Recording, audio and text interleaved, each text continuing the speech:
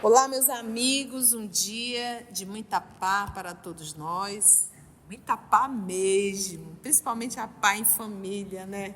Essa é a paz que a gente mais trabalha, né? A gente está aqui comentando sobre a vida familiar. Hoje, exatamente 14 de abril de 2025, estamos nós reunidas para estudarmos a obra Revista Espírita. E nós estamos no ano de 1861, certo, Carlinha? Certo. Qual mês, Carla? Março. E já aproveito. Finalzinho de março. Finalzinho de março. E já aproveito. Vocês vão sentir falta da Mita. A Mita está de férias. Que férias longa, né? Mas vamos envolver a nossa irmã Carla, para que ela possa fazer a nossa prece de gratidão. Amado Jesus, te agradecemos esse momento que pela tua misericórdia tu nos concede. Te agradecemos esse momento de inspiração, de luz, de paz no meio da correria. E te pedimos, Senhor, mais uma vez, misericórdia por nós, pelas nossas queixas, pelo nosso andar lento. E queremos caminhar mais rápidos, com ânimo, sabendo que tu estás em todos os momentos, velando por nós, com os amigos espirituais, a Mãe Santíssima. Nada te escapa. E que nossos pensamentos possam ser sempre de ânimo, como tu nos pedistes, porque temos tribulações, temos problemas, mas tu é o nosso mestre, tu é o nosso guia, e que não nos esqueçamos de ti. E que essas lições agora que vamos receber possam nos lembrar que em cada momento tu és sempre presente. Envolve-nos todos com a tua paz e fica conosco hoje e sempre. Que assim seja. Hoje nós vamos iniciar o artigo intitulado A França. Foi uma comunicação enviada pelo senhor Sabot de Bordeaux e ela é assinada por Carlos Magno, que nada mais foi que rei dos francos e imperador do Sacro Império Romano também. Então vamos lá. Tu também, terra dos francos, estavas mergulhada na barbárie e tuas cortes selvagens levavam o terror e a desolação até o seio das nações civilizadas. Gente, estudei bastante. Eu estou vendo que aqui, né? Terra dos francos. Terra dos francos, porque os francos era a região que hoje corresponde à França, Bélgica, Holanda e Alemanha, né? Então ela também estava mergulhada em barbárie, porque naquela época não tinha essa divisão aqui política que eu acabei de citar. França, Bélgica, Holanda e Alemanha. E por que ele fala que estava mergulhada na barbárie? Porque eram os povos chamados bárbaros. E eles estavam levando terror e desolação ao seio das civilizações, porque muitas guerras eles estavam invadindo o Império Romano. Então nós estamos aqui, ele vai citar depois, invadindo o Império Romano, que era bem vasto. Então essas nações que vamos dizer assim, todo esse território do Império Romano era atacado por eles, né? As guerras dos 500, 600, né? E por aí, 600. 580 para 600. O Carlos Magno tem aí o nascimento dele? 742 a 814, rei dos francos.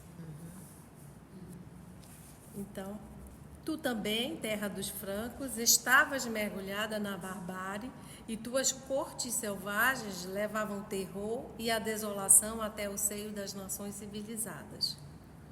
Oferecias montanhas de sacrifícios a Teutates, e aí tem uma nota do editor, uma divindade gaulesa de guerra identificada com Marte e Mercúrio. Foi um deus violento que recebia sacrifícios humanos e conduzia os espíritos dos guerreiros para o além. Então, ainda eram povos bárbaros que faziam esse sacrifício. Oferecias montanhas de sacrifícios a Teutates e tremias a voz dos druidas que escolhiam suas vítimas. Os druidas é do povo celta, viveu ali mais ou menos 300, 350 a.C., se não me falha a memória. E os druidas, dentro da civilização celta, eles eram ele orientava aquele grupo, né? Tanto é que o nome Allan Kardec, essa personalidade Allan Kardec, viveu na época dos druidas, que então foi uma das reencarnações do professor Denis Arrivai. Então ele já era um druida, ou seja, ele já era alguém que orientava dentro da cultura celta os seus pares ali, né? E parece que eles escolhiam as vítimas, né, em sacrifício, quer dizer, que a voz dos druidas que escolhiam suas vítimas. Oferecia as montanhas de sacrifícios a Teutates e tremias a voz dos druidas, sacerdotes, que escolhiam suas vítimas.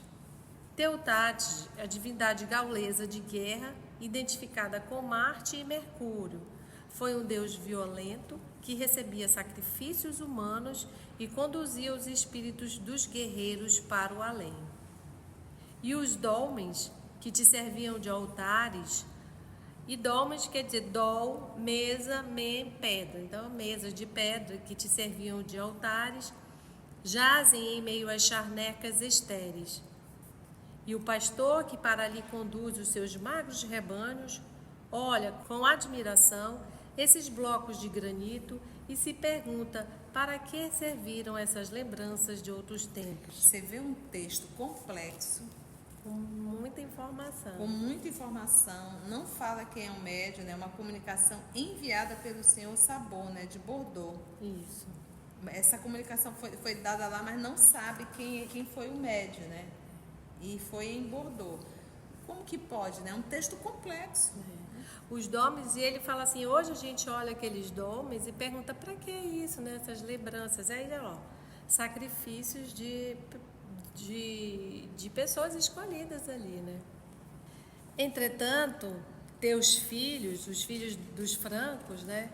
Cheios de bravura, dominavam as nações e retornavam ao solo natal com o rosto triunfante, tendo nas mãos os troféus das vitórias e arrastando os vencidos em vergonhosa escravidão. Mas Deus queria que tomasses o teu lugar entre eles e te enviou espíritos bons, apóstolos de uma religião nova, que vinham pregar a teus filhos selvagens o amor, o perdão, a caridade. E quando à frente de seus exércitos, Clovis chamava em seu socorro esse Deus poderoso, ele acorreu à sua voz, deu-lhe a vitória e, como filho reconhecido, o vencedor abraçou o cristianismo. Então, quem é Clovis? Clovis nasceu no ano de 466 e desencarnou em 511. Foi o primeiro dos reis francos a unir todas as tribos francas sob um único governo. É considerado o fundador da França. Espalhou o catolicismo na Europa Ocidental. E a conversão de Clovis é muito importante para a conversão do Ocidente ao cristianismo. E a gente tem a história do Clovis, eu resumi, né, fiz bem. O Clovis, ele era bárbaro. Ele era o rei dos bárbaros, ele foi o primeiro que reuniu os povos bárbaros e ele estava fortalecido. Então, ele era o primeiro que conseguiu centralizar os povos bárbaros nos ataques. E aí ele casou com a Clotilde. A Clotilde é considerada santa na França, Santa Clotilde. E ela era muito católica, fervorosa. E quando eles tiveram o primeiro filho, ela disse, vamos batizar o menino? Ele, não, quero saber disso. Vamos batizar com a minha mulher, né? Acabou batizando o menino e o menino morreu. O menino morre, aí ele, olha aí, tá vendo? Não era para fazer. Mas ela vai, engravida de novo e pede para batizar. E ele deixa batizar de novo. E aí ela batiza, mas no meio disso ele vai ouvindo, né? Ele chama, ela pede para ele se converter e ele fica, não. E tem uma batalha, e no meio da batalha ele lembra da Clotilde, porque ela era muito fervorosa. Aí ele pede, por isso que ele fala assim, ele pede a esse Deus Todo-Poderoso que ela clama, que se ele existe mesmo, que ele tivesse a vitória.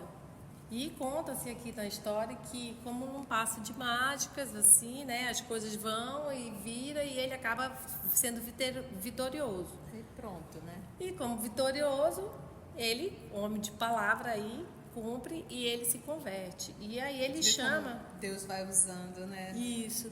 E aí ele vai falar aqui mais pra frente, São Remígio, que é São Remi, que era o São Remígio, ou São Remi, em dezembro de 496, ele batizou Clovis. Este batismo, que ele levou aos francos à conversão à Igreja Católica, foi um dos acontecimentos mais importantes da história europeia. No dia do seu batismo, outros 3.000 homens foram batizados junto com ele. Porque ele disse, quem está comigo se batiza, quem não está... Degolado. Né? Quem está comigo é batizado, quem não está é contra. Então aí a metade também, o povo que está, ele era um líder, né? Então aí eu estava começando, primeiro dia de cristianismo, né? Você sabia que as maiores guerras foram religiosas. Então aí ele e aí a partir disso, né? Todo o movimento que se tem do Império Franco é católico, né? Vamos dizer, cristão, né? Então, por isso que, imagina que eu fiquei pensando assim, como que isso foi um marco? Por que isso foi um marco? Porque se não fosse assim, como que nós estaríamos hoje? Porque a civilização ocidental vem daí, dessa história que vem contando e vai convertendo e vem as histórias. Como nós estaríamos hoje ainda fazendo fogueiras, ou sei lá, como seria a nossa história bem diferenciada, né? E aí, não era mais o cristianismo puro. O cristianismo puro ficou até o imperador Constantino. Quando o imperador Constantino trouxe o cristianismo para apresentar como uma religião dos romanos, aí deturpou tudo. Então isso foi em 350, então aí em 500 já tinha deturpado tudo. E na Idade Média se perdeu tudo. A Idade Média, ela começa, são 1000 anos, né? Começa de 500 e vai a 1500. Durante a Idade Média, por isso que diz, a árvore foi totalmente destruída. Por isso que na obra Brasil, Coração do Mundo, Pátria do Evangelho, diz que ela foi retirada da Palestina e replantada no Brasil. Aí o pessoal pensa, mas essa árvore não frutificou aqui não, porque a gente acha que, quando a gente fala que o cristianismo vai ser, o espiritismo é reviver o cristianismo, e a gente acha que seria um local de bênção, de maravilha, de espírito superior, não. Quando Jesus diz que plantou a árvore aqui, isso está bem claro lá na obra Brasil, Coração do Mundo, Pátria do Evangelho, né, Carlinhos? O que ele fez? Ele trouxe a pior espécie de pessoas para se reabilitar aqui no Brasil. A pior espécie de espíritos que estava assim nas trevas. Disse, Ismael, tu está pronto para receber? E aqui estamos nós. Por isso que o Brasil é difícil. É um país extremamente religioso, né? Mas tu vê hoje o Brasil é um dos países que mais está aposentando por depressão. É um dos países que mais consome medicações psiquiátricas, né? É um país onde tem uma desigualdade social muito grande. É um país onde a administração pública é um caos. Então, a gente vê ideias maravilhosas. A gente, quando vai ler o planejamento do Sistema Único de Saúde, quando a gente vai ler o material, é a coisa mais linda do mundo. Então, escrever se sabe, mas na hora de executar é horrível. E isso não é só a administração pública, os que estão em cima, é toda a administração pública, desde o que está lá em Brasília com o que está aqui na execução. Sempre, recentemente uma pessoa chegou comigo e disse, eu não vou poder aparecer lá na escola. Eu digo, mas do que houve? Não, porque eu estou de licença médica. A gente ia fazer uma intervenção numa escola. Está de licença médica e está ali. E a pessoa estava boa. e tanto sabe que é uma coisa errada que não pôde comparecer na intervenção que nós fomos fazer na escola. Então, quantos não estão nessa condição, que pede um afastamento, envia um atestado e, na verdade, está só embromando, porque está em condições perfeitas do trabalho. Então, ou seja, é do macro para o micro, do micro para o macro. Essa é a condição do brasileiro. Então, o brasileiro ainda está muito naquela coisa do esperto, né? Como diz nossos irmãos cariocas, esperto, né? Então, muito nessa coisa do espertalhão, achando que está sendo esperto, mas, na verdade, nós iremos pagar cetil por cetil o mal que fazemos, né?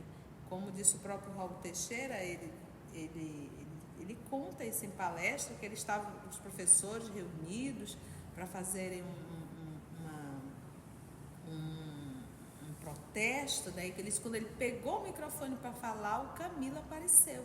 E ele disse que pensou, meu Deus do céu, é hora de aparecer guia espiritual. E ele perguntou mentalmente, né, Carlos, o que o senhor está fazendo? Mentalmente ele disse, eu estou aqui protestando o nosso salário. Raul, pare com isso. Vocês no passado trabalharam pouco e ganharam muito. Agora vocês precisam trabalhar muito e ganhar pouco, que é para equilibrar, restabelecer o débito que temos. Então ninguém está em lugar nenhum por um mero acaso, e por isso que nós estamos no Brasil. E a gente ainda assim continua atrapalhando bastante a evolução, a nossa própria evolução, né? Muito triste, mas é a realidade do nosso. A gente como na área da saúde, você sabe que tem alguém morrendo ali, você diz, deixa eu morrer, porque está no horário do meu plantão, estou saindo. Totalmente indiferente, né? Então, ou seja, em tudo quanto é canto. A área da educação, que inventa números que não existem, inventa números, e que elas sabem que estão inventando números, porque aquilo não existe na realidade.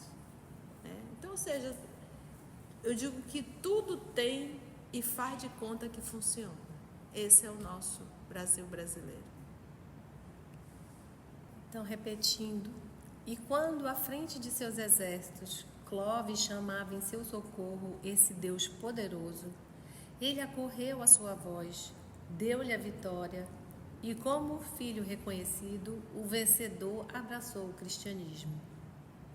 O apóstolo do Cristo, derramando-lhe a santa unção, inspirado pelo Espírito de Deus, ordenou-lhe que adorasse aquilo que havia queimado e queimar o que havia adorado. Então foi São Remígio que pediu a ele que curvasse humildemente a altiva cabeça e adorasse. Adora o que queimastes e queima o que adorastes. Ou seja, os ídolos que os bárbaros tinham, né? Então começou para ti, a França, né? O Império, a Europa em si, né? Então começou para ti uma longa luta entre teus filhos, que não podiam afrontar a cólera de seus deuses e de seus sacerdotes. E não foi senão depois que o sangue dos mártires regou teu solo, para aí fazer germinar tuas exortações, que pouco a pouco sacudiste do coração o culto de teus pais, os cultos pagãos, para seguir o de teu rei. E aí diz assim, que após a conversão de Clóvis ao cristianismo, o reino franco entrou num prolongado conflito religioso, uma vez que a maioria dos seus integrantes manteve-se ao paganismo. Por isso que ele fala aqui que começou uma época de grande conflito, né? Começou para ti uma longa luta entre teus filhos, porque muitos desse império permaneceram fiéis. E aí ele fala, não podiam afrontar a cólera de seus deuses, os deuses pagãos, e dos sacerdotes, que iam queimar as vítimas, fazer os sacrifícios. E não foi senão depois que o sangue dos mártires regou teu solo, ou seja, muitas guerras, muita gente morreu, como a gente sabe, para aí fazer germinar suas exortações, que pouco a pouco sacudiste do coração o culto de teus pais, os cultos pagãos, para seguir o de teus reis, cristãos. Estes eram bravos e vacilantes, os reis. Iam, por sua vez, combater as hordas selvagens dos bárbaros do norte. E voltando calmos a seus palácios, aplicavam-se ao progresso e à civilização de seus povos. Durante vários séculos, são vistos realizando esse progresso. Lentamente, é verdade, mas finalmente te puseram no primeiro lugar, o cristianismo. Contudo, tantas vezes foste culpada que o braço de Deus levantou-se e estava prestes a te exterminar. Mas se o solo francês é um foco de incredulidade e de ateísmo, é também o foco dos impulsos generosos, da caridade e dos sublimes devotamentos. Ao lado da impiedade, florescem as virtudes pregadas pelo Evangelho. Elas desarmaram o seu braço, prestes a ferir-te tantas vezes, e lançando sobre esse povo a quem ama um olhar de clemência, ele, Deus, o escolheu para ser o órgão de sua vontade. E é de seu seio que devem sair os germes da doutrina espírita que Deus faz ensinar pelos espíritos bons, a fim de que seus raios benfazejos, pouco a pouco, penetrem o coração de todas as nações, e que os povos, consolados pelos preceitos de amor, de caridade, de perdão e de justiça, marchem a passos de gigante para a grande reforma moral que se deve regenerar a humanidade. Então, qual o objetivo do Espiritismo? É a reforma moral do homem, né? Tornar homens de bens. Então, são passos de gigante para a grande reforma moral que deve regenerar a humanidade. França, tens a tua sorte entre as mãos. Se desconhecesses a luz que deves espalhar, Deus te repudiaria como outrora repudiou o povo hebreu, porquanto ele só ficará com aquele que cumpriu os seus desígnios. Apressa-te, pois, porque é chegado o momento. Que os povos aprendam de ti os caminhos da verdadeira felicidade.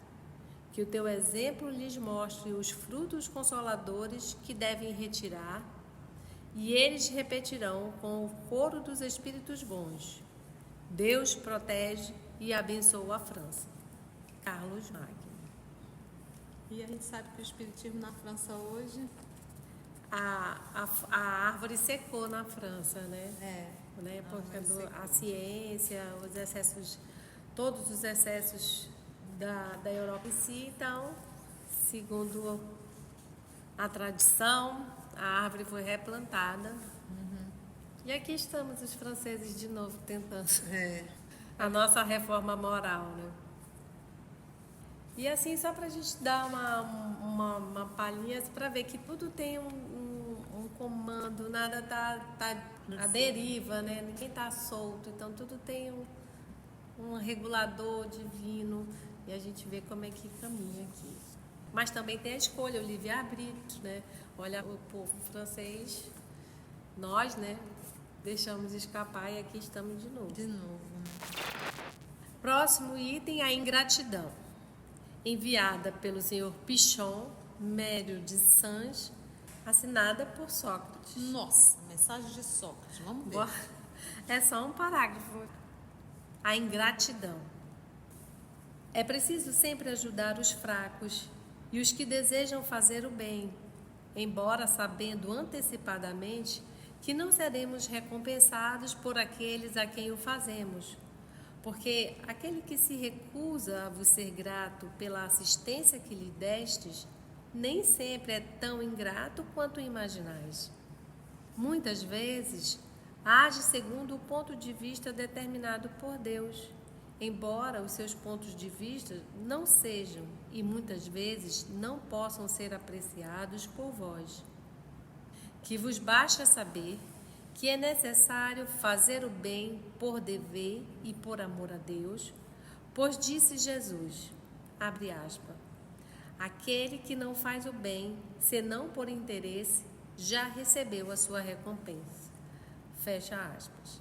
Sabei que se aquele a quem prestais serviço esquece o benefício, Deus vos levará mais em conta do que se já tivesseis sido recompensado pela gratidão do vosso favorecido.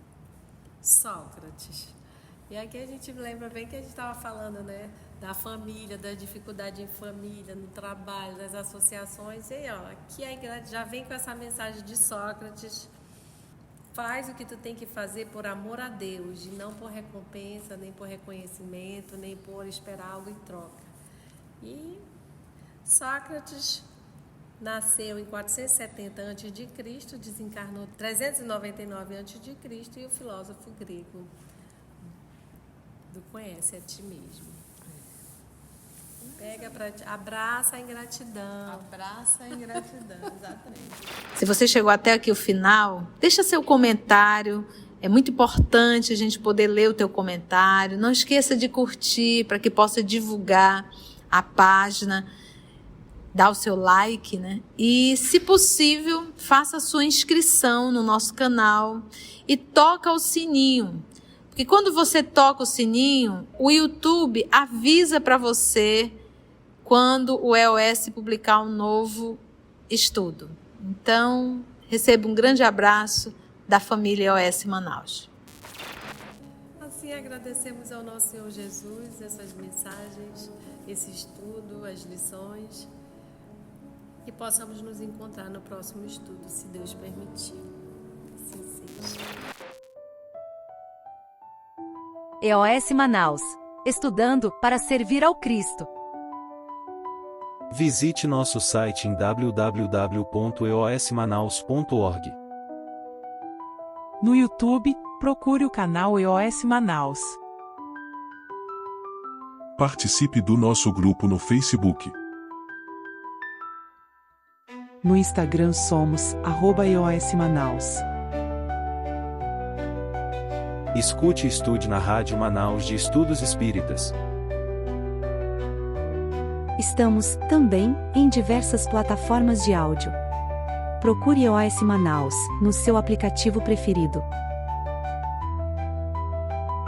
EOS Manaus. Estudando para servir ao Cristo.